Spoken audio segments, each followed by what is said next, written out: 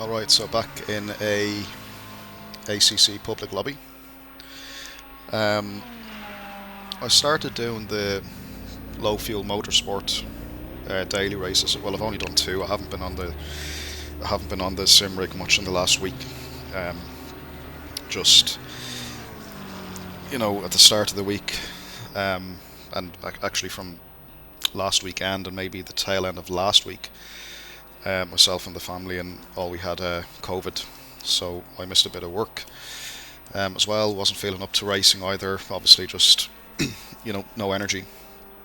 So I got back to normal kind of this week, late this week, and into the weekend, and decided I could treat myself a little bit and upgrade a few bits. Upgrade me a little. So I picked up some new Sparco Hyper Grip Plus gloves. They're really nice. I have the original Hyper Grips as well, but these ones are pretty good. I picked up a set of Sparco karting shoes, boots, whatever you want to call them, and also upgraded to Huesinkveld Sprint pedals. I was rocking the CSL Elite with the load cell up until now.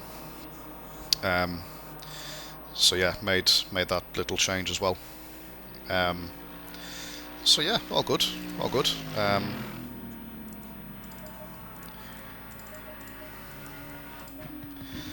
Yeah, that's the only change I'll make. Obviously, a bit of fuel.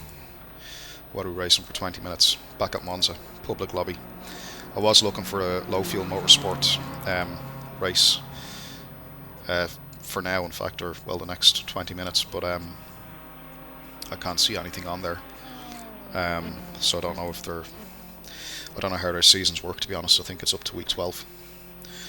Couldn't see any week 13 stuff. And yeah, espresso.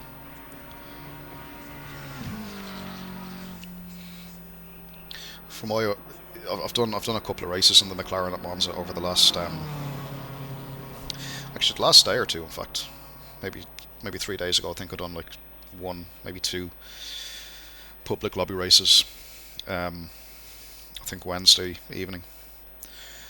And I actually done a few laps back to back with the Mercedes, and the Mercedes is the meta around this track at the moment. At the time of this video, which is like mid to the end of March 22. The McLaren, I think, did get a bit of a nerf on this track, but hey ho.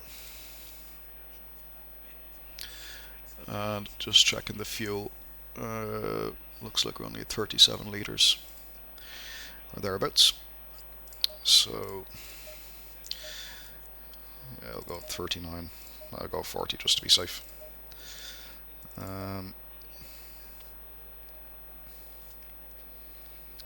Yeah, I won't touch anything else. Just take it as it is. I think I went up a couple of clicks on the tire pressures too.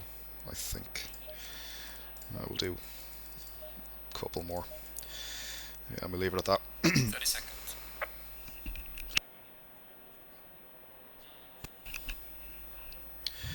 Yeah, so Monza, back of the grid, public lobby. 20 seconds. What can possibly go wrong?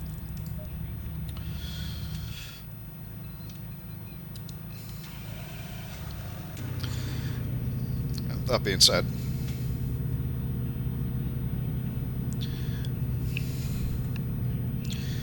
let me just make sure I load the McLaren profile for the steering wheel.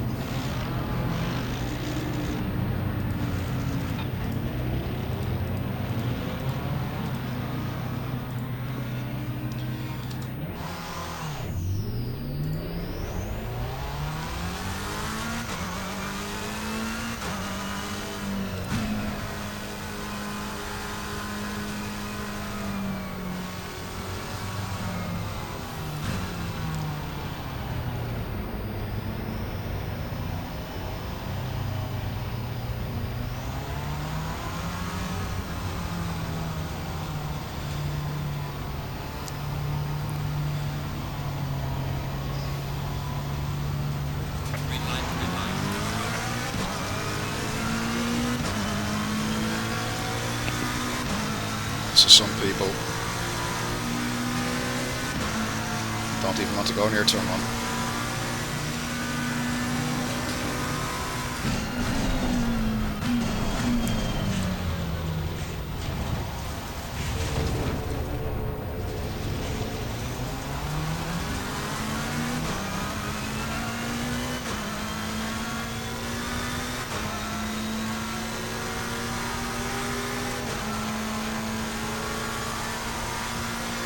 That's the Porsche Cup car.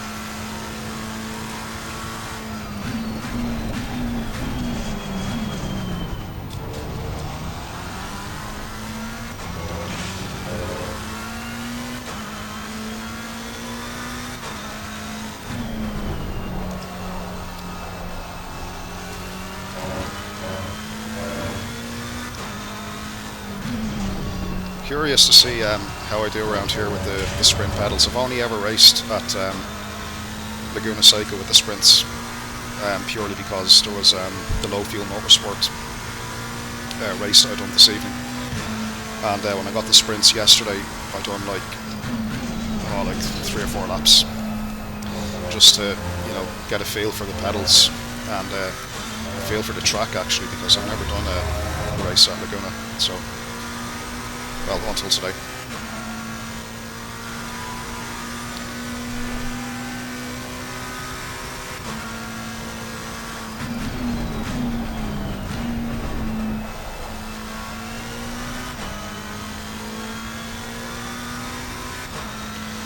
Yeah, so the sprint pedals are quite good.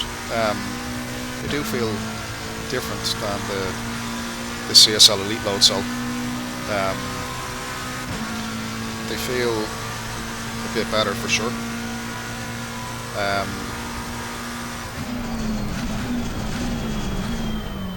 In terms of the trail braking ability in both of them, I haven't noticed a massive difference just yet.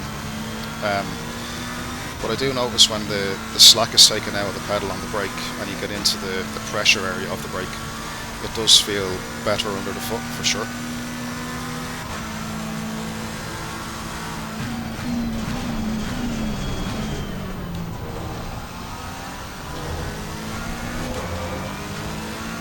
A bit of oversteer there, the beamer's going to come back.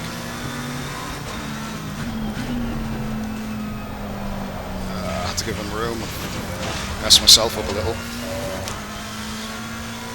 What can you do though? If you can't make a stick, you cannot make a stick. There's no point trying to force a bad move.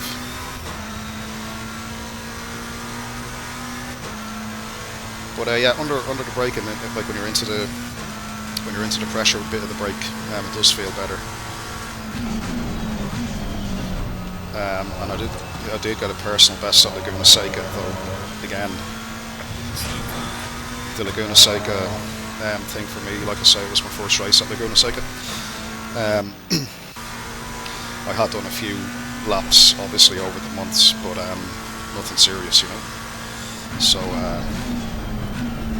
yeah, I was practicing with the load cell elites, and then when I moved to the sprints, yeah, my personal best came down. Again, my perception and feeling was that the sprints from the load cell elites doesn't seem to be a massive difference in terms of trail braking, but the throttle is better, I will say that much for sure. The throttle is a lot better, and maybe with the brake actually there is a difference that I don't notice, because like I say, if I'm getting personal bests, then something's doing something.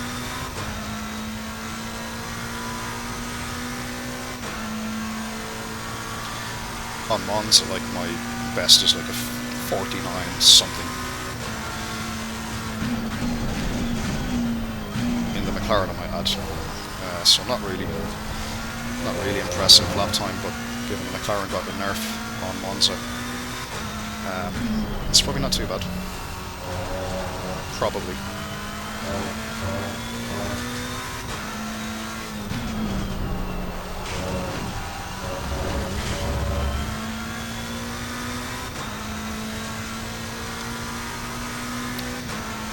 Yeah, so the Huesinkveld Sprints, yeah, could definitely recommend them. They are pricey though, aren't they?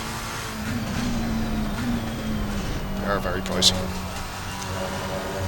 But the quality is there, I will say that much.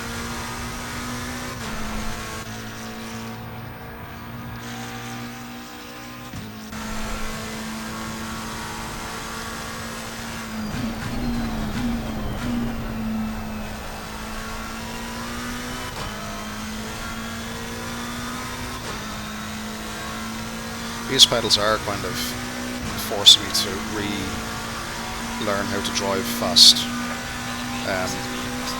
Kind of more focusing on good throttle application, smoother braking. And I don't know if that's just because they feel different, and my brain is thinking, right, Gary, you've got to try to drive different as well, or whether they actually do feel a lot different, that they warrant a different approach to driving, who knows. But yeah, they do feel good.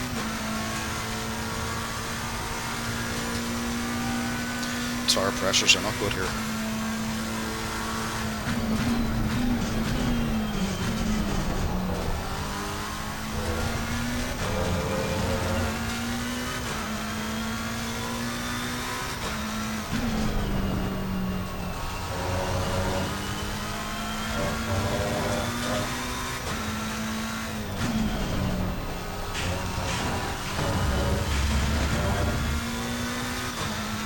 Yeah, the throttle pedal is a lot better than the Fanatec one. There's more resistance there, and what I find it's doing is it's forcing me to be more deliberate with how I use the throttle, and less of an on-off switch.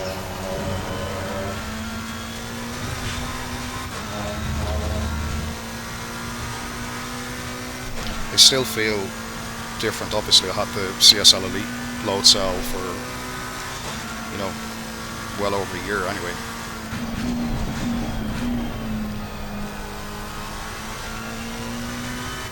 It's like any new piece of equipment, it's like something as fundamental as the pedal.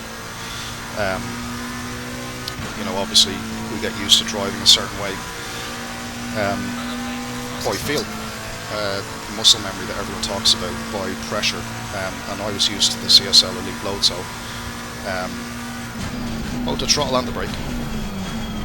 So I have to say, like, it still feels a little bit alien to me. The Huesinkveld Sprints still does feel a bit different, and I'm still getting used to them for sure.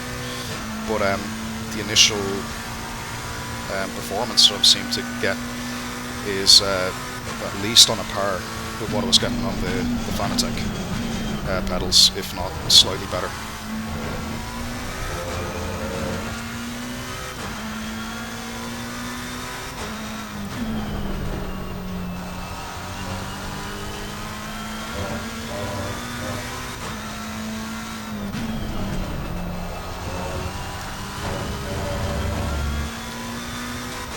Interesting thing as well with the Sprints, the throttle is also a load cell. It's not the potentiometer, and it's not a hall sensor. So yeah, it's also a load cell pedal, which is quite interesting. It's all fully customizable though, in terms of like the min, the max, and the application curve as well can also be tweaked in the Huesinkveld software.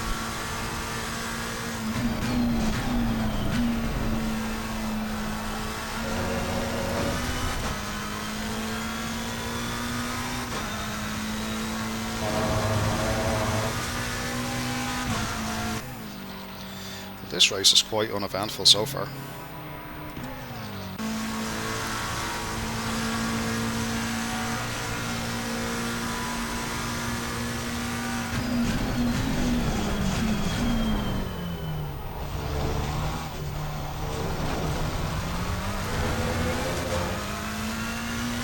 Yeah, another good thing I like about the Sprints is the amount of adjustability in them. Like, obviously you can move them back, forward, left, right. You can also change the pedal position, you know, upright or more facing you. So out of the box I have to adjust all of the pedals to be a bit more facing me, so that when I applied full throttle, for example, my foot wasn't kind of arched away too much, where the heel was fully off the ground and shit like that. So yeah, the biggest problem I think with any new equipment is getting the settings kind of dialed in for you. So firstly, where you want the pedal to be in terms of comfort and ease to apply the throttle, the brake, and so on. And then comes the software tweaking then a little bit later. And obviously the other pain in the ass was going into the sims that I drive, and changing the throttle and brake inputs, because they were obviously still bound to the phonetic pedals.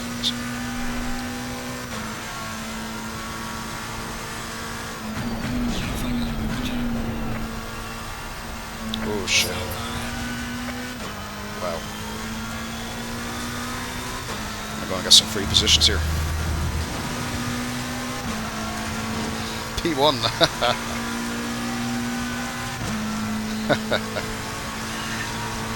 Okay, it probably won't last too long, but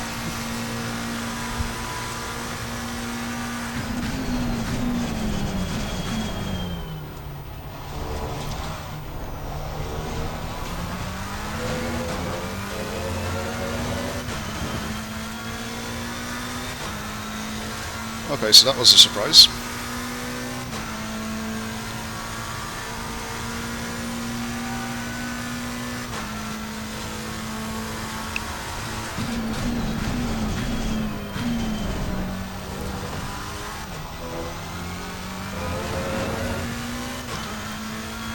So neat and tidy from here on.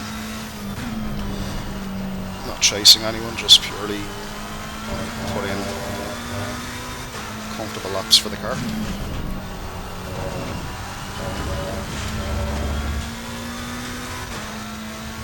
KP2 seems to be pushing, well, maybe he's carrying damage, but I just need to focus on being clean here.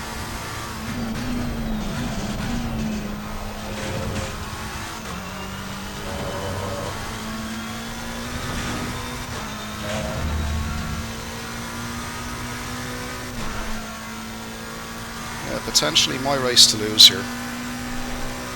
It's been gifted to me, so look, I'm at 7 minutes left, so what, about 3 more laps maybe?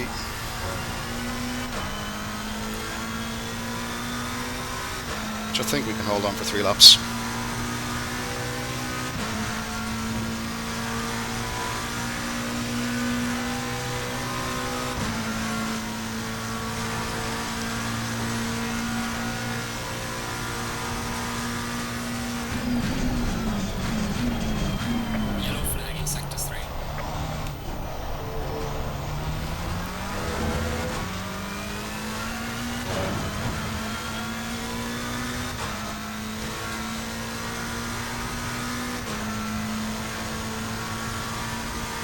Yeah, certainly wasn't expecting this gift.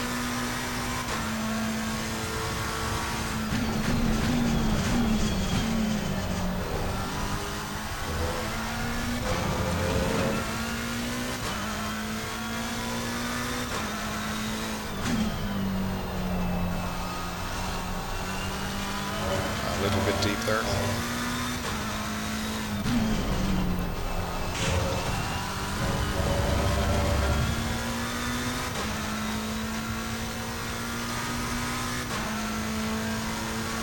Alright, so it looks good, I think.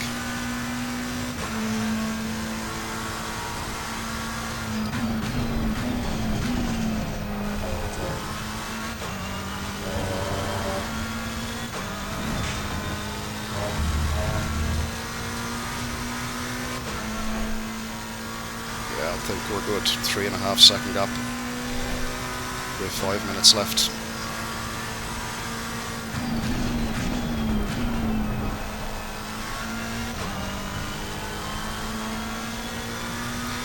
It would have to be a monumental fuck up to lose from here.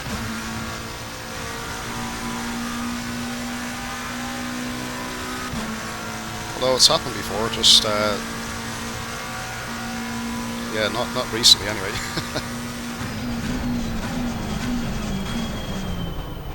Yeah, I tend not to let these leads go. Famous last words. We have the gap up to 5 seconds now, so it's looking all good. We've got yellow flag.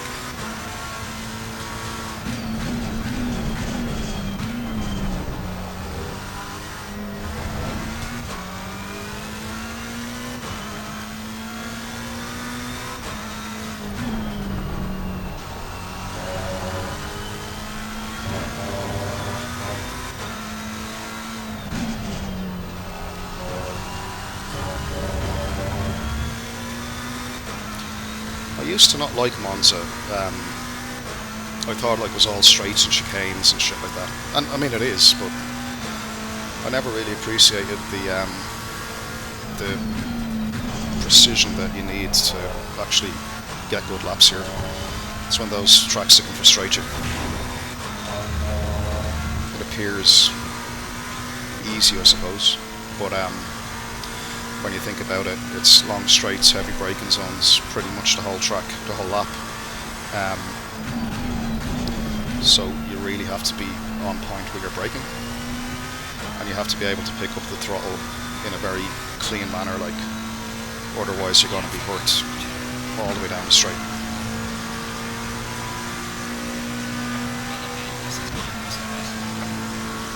Okay, so it looks like 2 laps to go. This and one more.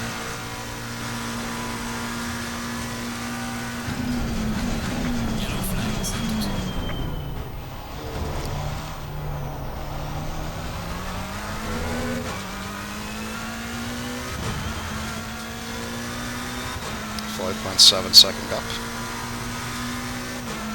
We should be good.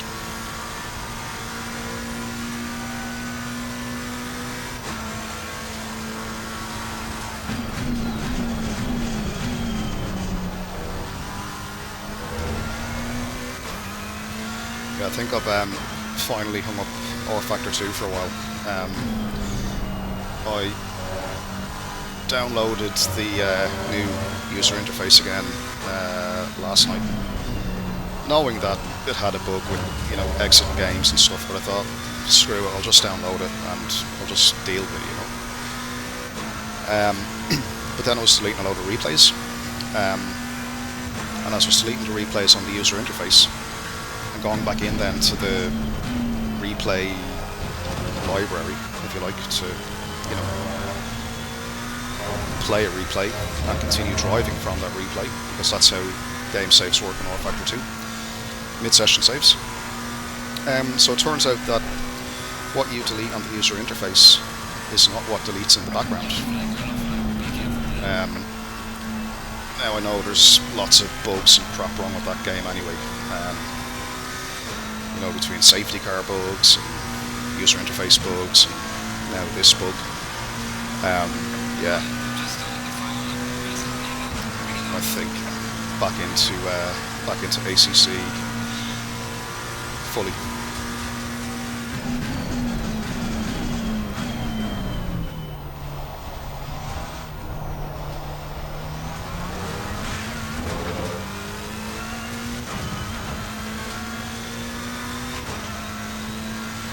Okay, so a lot of crap talk in the chat, which normally means that a few people are retired. Yeah, that can happen though, can't it? It's racing. People don't set out to cause wrecks or accidents. Generally speaking, they don't. I've done videos about this before, like where, you know, one video, the guy basically went for a bit of a, yeah, pretty much a dive bomb, but gave the position back, or was given the position back, and as he was giving the position back to the guy, he rammed him. So yeah,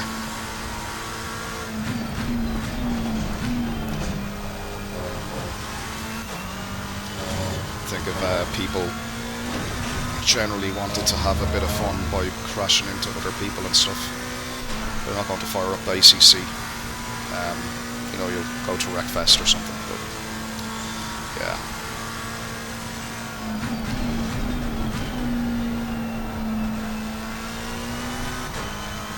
So that's a win.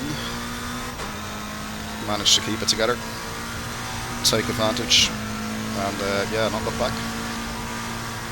P1, excellent job. What a race. See you in the pits. Bring it back.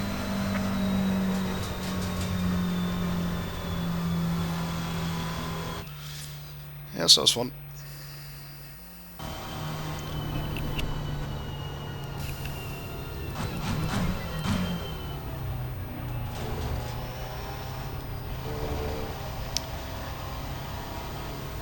Yeah, let's jump to the replay and see what exactly happened there. Okay, so I'm leading there. So it's the end of this lap is when it all went tits up for the front runners. So what happened exactly? Okay, so these two lads. Ooh, there's a contact. And another contact from P3. The McLaren is waiting for the guy, but because I'm not involved, yeah, take advantage, I guess. Yeah, shit happens.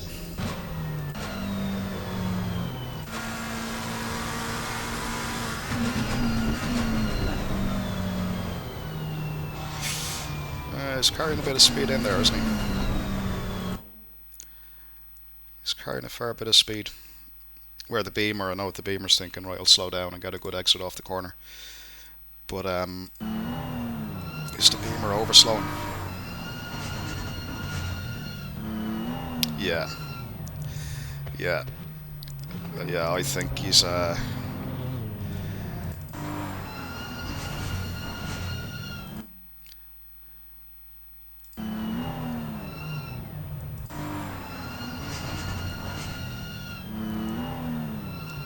slowed to 115 at the apex. Oh, I don't know. Yeah, it's quite slow. It's quite slow. Again, let me see what I'm doing at the apex. 137.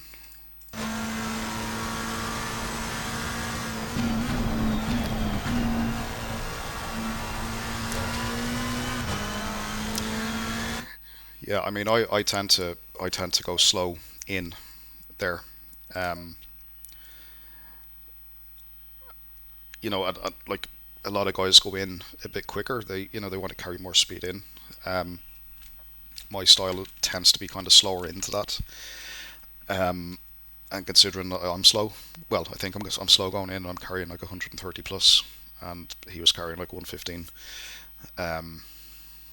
Yeah, maybe he made a mistake, or maybe he's trying to back up the McLaren, maybe to get a good exit, first on the throttle down the straight. But yeah, it's unfortunate. Seemed to be quite sudden as well, didn't it? The slowdown, both from on board both cars. But yeah, these things happen. It's racing. But yeah, we'll leave it there, guys, until the next one. But yeah, Monza never fails to disappoint.